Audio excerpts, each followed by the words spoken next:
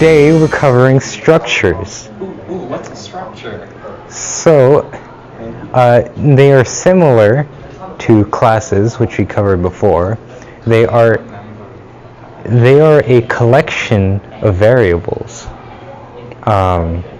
So if you had, say, a list of to-do items, and you wanted each item to have certain values, like, say, the date that it was created, so, oh no.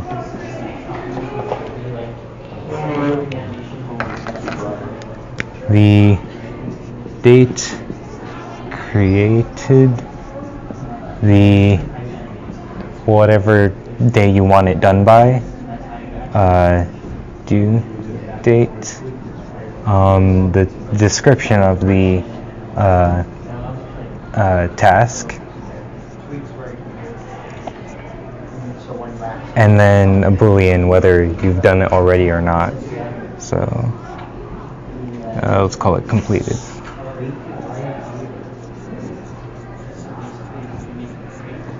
So we can give each of these type. Let's see, this can be the date time object, this as well. That's just one of the built-in types. This can be a string, this can be a Boolean. It's a built-in class that just holds the day, month, year. Yeah. What does after string say? String, description. I know, but then after that, what does that say? Bool, completed. So here's the type.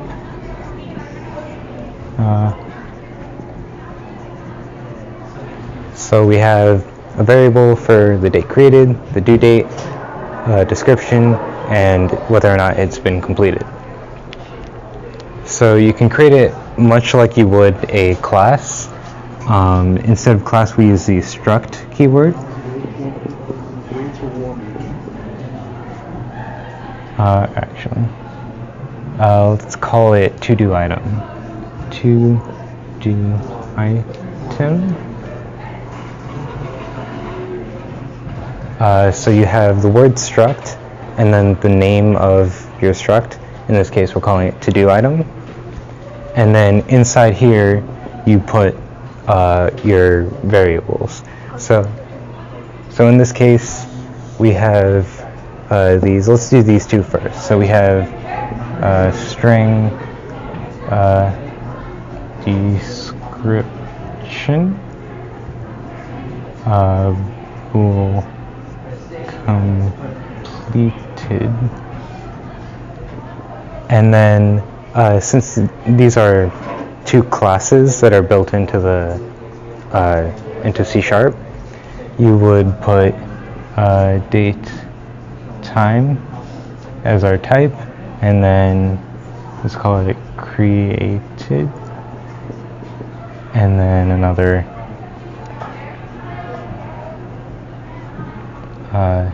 due. So now we have our struct. So you can also put in a, I was going to move this because I'm going to write stuff here. So if I were to use this, I'd also want a constructor like we have in classes. So a to-do item, and then it takes in that stuff, and then it says, it's just like I take a string, a Boolean, and two date times for here, and then this dot. So I'm just saying, for all of these, I'm going to take in a string, a Boolean, and two date times, and then I'm going to set these values equal to whatever it was passed. That's because I'm just too lazy to write it out, but I could write like string dot dot dot. Okay, so we set all the values in here equal to whatever you passed it in the. This dot dot dot. And then like Okay. the minus Let's sign. just put in an example. Let's see.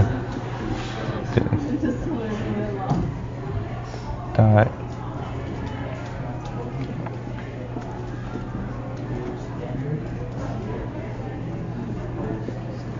So we pass it a string for the description, and we set that to-do items description to whatever we just passed it.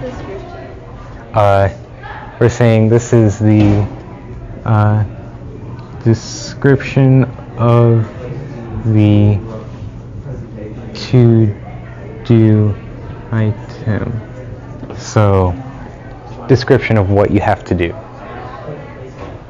I just need your lips. Okay. That's how I sync Amar up, because I see I what he said. And that's, at the beginning of this, I started it and I said what time it said on the thing I there. don't know why, but there's still like some sort of disconnect. Every time I'm trying to sync up audio, it's like it's always never the right. Okay, so this is just a string that says whatever you need to do. So like, you need to clean up your room. And then this just says, have you already done it? When did you actually make this to-do item? And then when you need it done by. So we set all those values based on someone giving us it when we create the item. So let's just say that we have a constructor that takes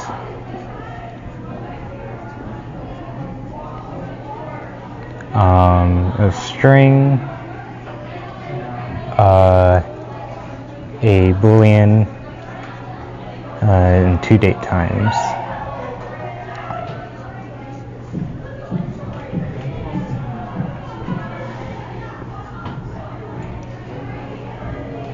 So let's just say we have this constructor here. Then if I want to create a to-do item, I could say to-do item, let's call it L, equals new to-do item, and then I'd pass it do homework, false,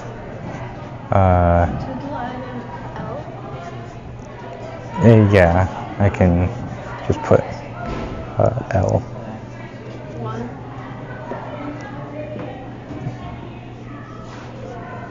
Capital L. Okay, false, and then let's just say date, time. It doesn't have to be, it's just some to-do item. Now.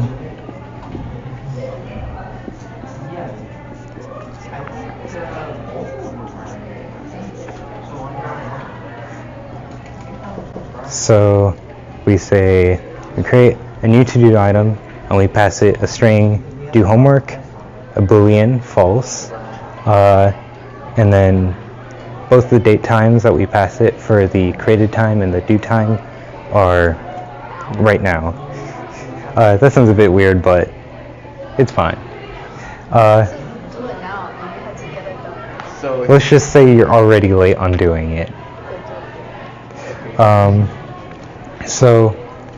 Okay, now, what is the point of this?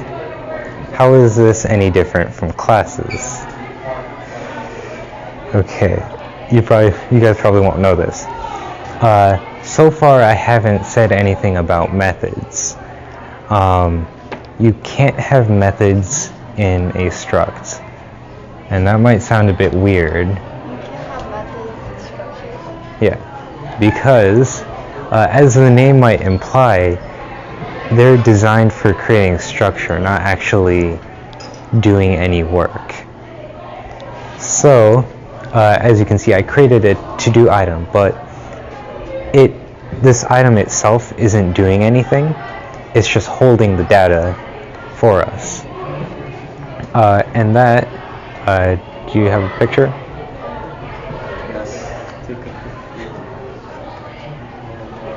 Okay. Hurry up.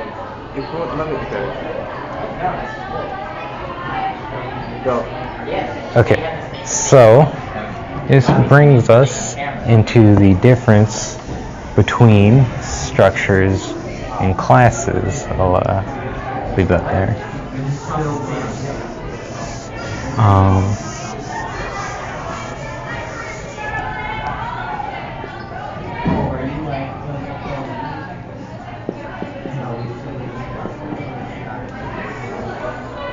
So, let's see. Can have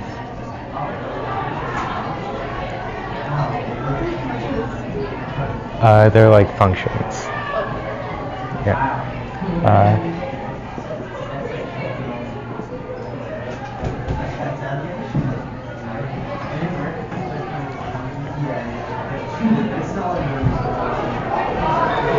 So classes can have methods, structures cannot. The constructor doesn't really count because the struct can have one as well. But a individual struct cannot have a method, but classes can. Now I'm going to add this and you're going to be like, what is that? But I'll explain it.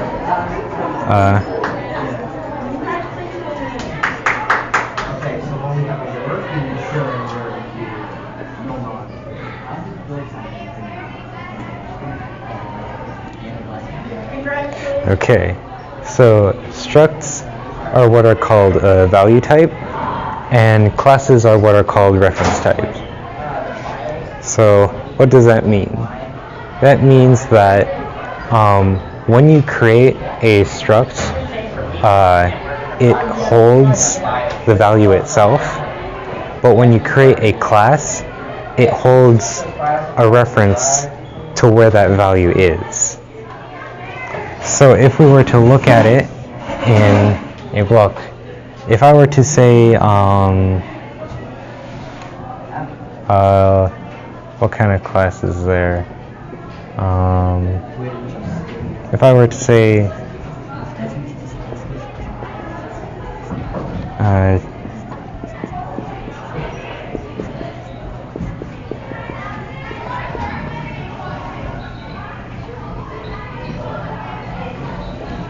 date time t equals datetime.now. So now I have my object t. If we were to look at it in memory, if this was the variable t, t doesn't actually have datetime.now in it. It has a number that says where datetime.now is. So then here we have datetime.now.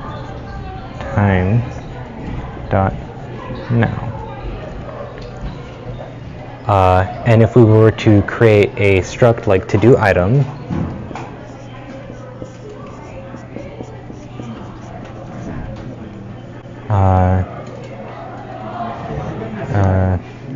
I equals new to do item.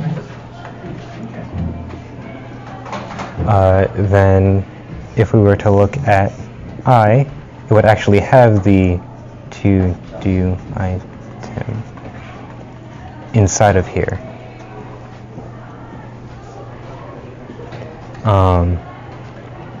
And so, Hi, Amar. hello? Okay. Yeah.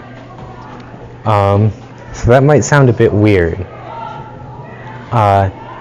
Because normally you can just do whatever you want with the object. It will act pretty much the same as a struct.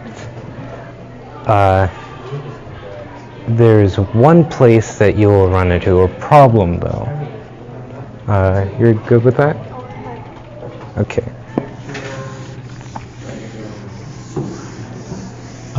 What if I had a class, let's just say my class int A. Very simple class. Let's add a constructor too.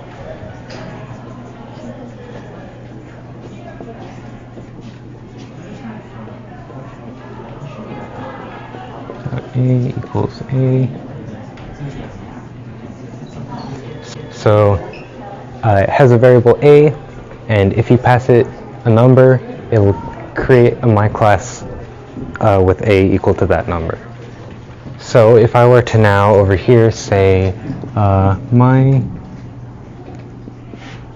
class n equals new my class 2, and then I say Is my class n equals new, not my class n equals new, my class? yeah, this is on the same line. I can't reach over there. My class n equals n. So I say I create a new my class with a's 2, and then I say m is equal to n. If I were to do n.a equals 3, and then print m's a,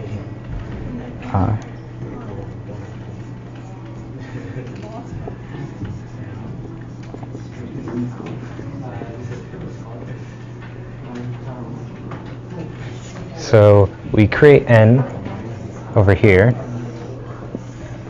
and in n we have a, and we set it equal to 2. Then we say m is equal to n.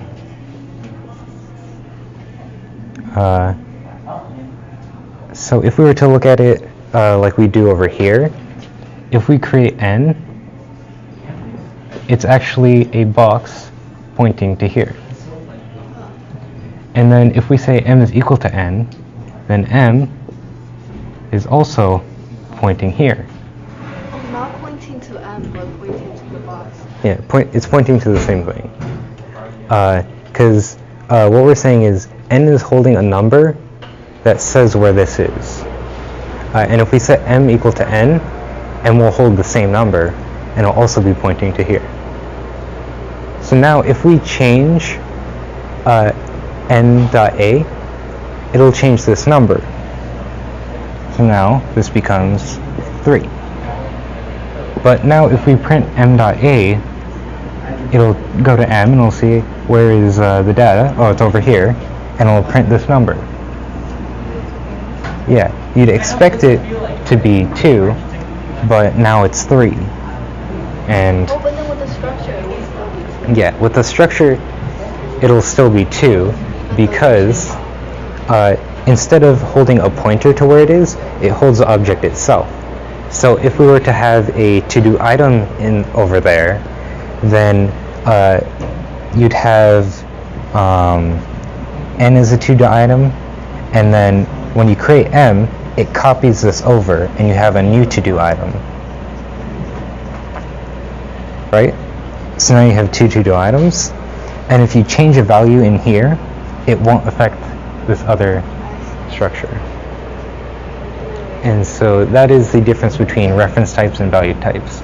It's called a reference type for a class because you have a reference to where it is, kind of like an address. And for a value type, you have the value itself. And you might run into problems if you're, say, passing an object to a function and stuff like that, which is why this difference is important. Yeah. So use structs to hold your data, use classes to hold your stuff that does stuff. Your code and stuff. So you don't have any codes inside struct? No. It's just... It's just for holding data. This it doesn't do anything itself. That's why you have classes But that what will if you do stuff with structs. put stuff inside classes, but you don't make the class do anything? You can do that too. Yeah, then what's the use of the struct? Well, the structs are really... There's a lot of overhead when you create a class. Like, it's a lot harder for the computer to make a class than to make a struct. So it makes it a lot faster if you use structs. So you guys are good with this? Okay. Thank. Yeah.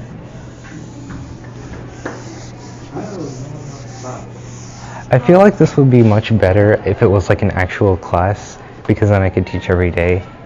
You actually like Want to to teach teach every day? Well, it would be much easier because, Oh, because I won't forget everything. yeah, I mean, every I day. can- I'm in classes every day. I do my class. I mean, like classes, like short classes, like 15 minutes classes, but like every day go. Are you done, sir? yeah. Okay.